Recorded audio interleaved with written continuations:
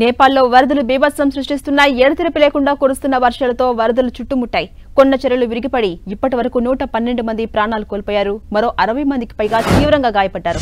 మరో 79 మంది గల్లంతయ్యారని అక్కడి అధికారులు చెబుతున్నారు. ఆకస్మిక వరదలు రావడం వల్ల దేశంలోని అనేక ప్రాంతాలు ముంపునకు గురవుతున్నాయి. జనజీవనం స్తంభించింది. ఈ వరదలు మరింత తీవ్ర రూపం దాల్చే అవకాశం ఉందని విపత్తు ప్రతిస్పందన అధికారులు హెచ్చరిస్తున్నారు.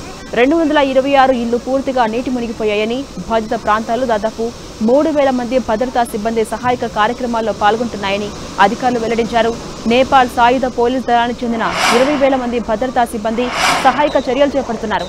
వరద ప్రభావ ప్రాంతాల నుంచి ప్రజలను సురక్షితమైన ప్రాంతాలకు తరలించడానికి 23 రాఫ్టింగ్ బోట్లను సిద్ధం చేశారు. ఇప్పటి వరకు 760 మందిని రక్షించినట్టుగా అక్కడ అధికారులు చెబుతున్నారు. అయితే నేపాల్ వరదల ప్రభావం మన దేశంలోని బీహార్పై పడే అవకాశం ఉందని తెలుస్తోంది. అక్కడి నుంచి కొన్ని నదులు బీహార్లోకి ప్రవహిస్తాయి. ఆ నదులకు వచ్చే ఆకస్మిక వరదలు రాష్ట్రంలోని పలు ప్రాంతాలను ముంచెత్తే అవకాశం ఉందని భారత వాతావరణ శాఖ అధికారులు హెచ్చరికలు జారీ చేశారు.